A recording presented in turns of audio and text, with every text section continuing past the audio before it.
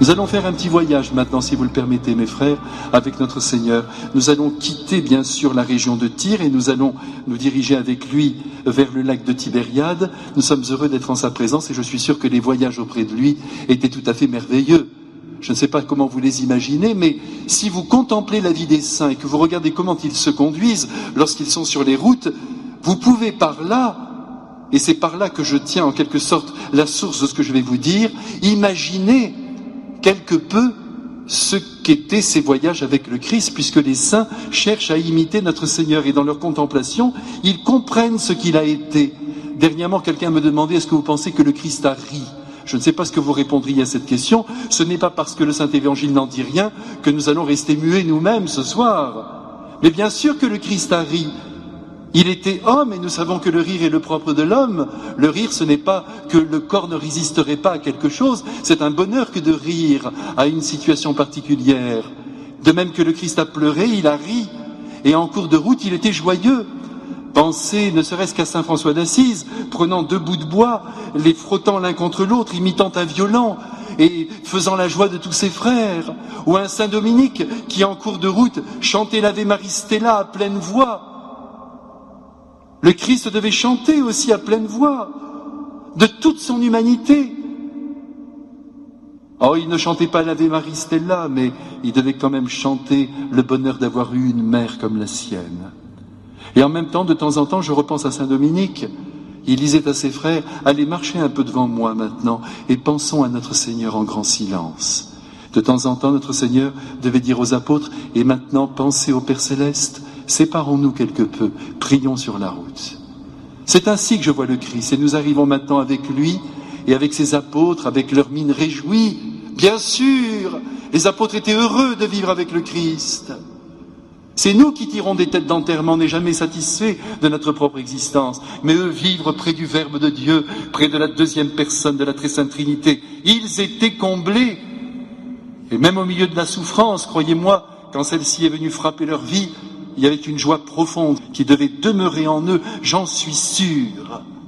En tout cas, nous voilà maintenant dans le territoire de la Décapole, et à peine Jésus arrive-t-il dans ce lieu qu'on lui présente bien sûr un malheureux, un sourd-muet, un homme qui n'a jamais parlé. Vous vous rendez compte qu'il n'a jamais rien entendu. C'est terrible, surtout la surdité.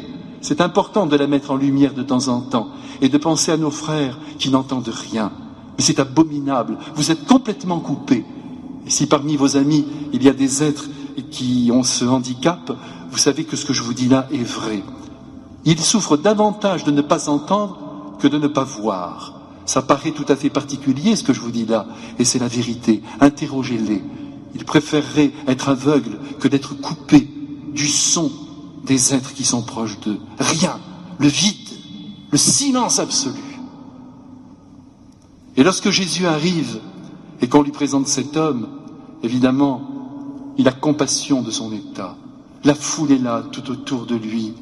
Il aurait pu faire ce miracle devant tout le monde. Il ne le veut pas. Pourquoi ? Eh bien, permettez cette interprétation. Il prend, si je puis dire, sous le bras son sourd-muet, et il s'en va dans un coin pour être lui aussi en silence face à lui. Qu'il n'y ait pas ceux qui parlent et celui qui n'a jamais parlé. Non, lui se met lui-même dans les dispositions de ce pauvre homme. Ils sont seuls maintenant. Certes, autour d'eux, il y a peut-être les privilégiés, Pierre, Jacques et Jean. En tout cas, ça a été raconté dans l'Évangile selon Marc. Ce qui est clair, c'est qu'il y avait quand même quelques témoins, mais il n'y avait plus la foule. Et Jésus s'approche de cet homme à l'écart, comme je viens de vous le dire, et il commence par lui mettre son doigt dans les oreilles.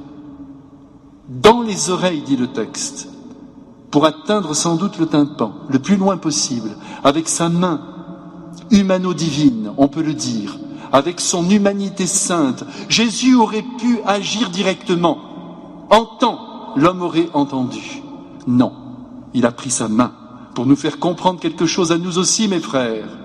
L'importance de notre corps dans la relation avec les autres. Notre corps, c'est chaque membre. C'est notre sourire, c'est notre regard, c'est notre corps qui parle par nos gestes. Il y a donc ce doigt qu'il enfonce dans l'oreille Et je vous en prie, mes frères, ce soir, pour ce miracle, gardez ce doigt dans l'oreille, jusqu'au bout. Il n'a pas enlevé, il n'a pas simplement touché. Il est dit qu'il lui mit les doigts dans les oreilles. Et puis il prend de sa salive. Vous vous rendez compte, mes frères bien-aimés? Ça, c'est une union nuptiale entre Dieu et l'âme humaine, entre le corps du Christ et le corps déficient de cet homme. Jésus prend de sa propre salive et il la met dans la bouche de cet homme en touchant sa langue. Et s'il vous plaît, gardez la main du Christ sur la langue de cet homme.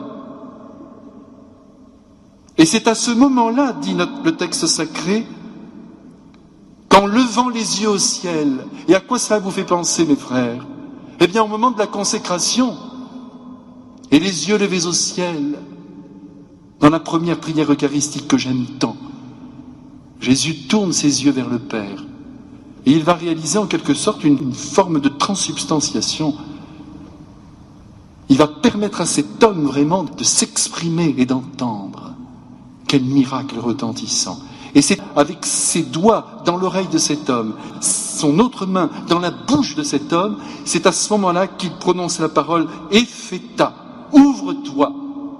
Et à cet instant même, l'homme retrouve l'usage de la parole et de l'ouïe. C'est extraordinaire. Et Jésus nous redit ce soir à nous tous, mes frères bien-aimés, combien notre corps est essentiel à la manifestation de l'amour de Dieu. Si nous étions paralysés, nous comprendrions très bien ce que Jésus veut nous dire. Mais nous avons l'usage de notre corps, de la voix, de l'ouïe. C'est merveilleux tout cela, on s'en rend même plus compte. Ce sont des cadeaux magnifiques. Allez, rendez grâce ce soir, mes frères bien-aimés, et je le fais avec vous, d'entendre le son de ma voix, de pouvoir bouger vos bras. Alors il faut l'utiliser, ce corps, cette humanité, qui a été aussi sanctifiée dans les eaux du baptême, ne l'oubliez pas, même si elle est toujours sujette au péché.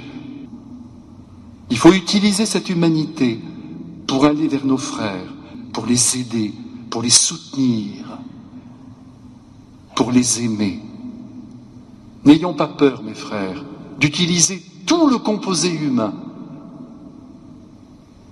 pour rejoindre l'humain qui a besoin de sentir, je dirais même de palper l'amour divin. Et cet amour, il ne peut passer qu'à travers notre corps. S'il n'y a pas de geste, que reste-t-il? Quelques déclarations d'amour? Tout est dans le geste. Alors essayons, mes frères, de le comprendre et d'aller très loin dans l'utilisation de ce corps, dans une belle lumière, bien sûr, une lumière qui ressemble à celle que notre Seigneur a utilisée, qui participe de l'humanité sainte de Jésus. Mais enfin, bougeons-nous, agissons avec le corps, autant dire avec notre cœur.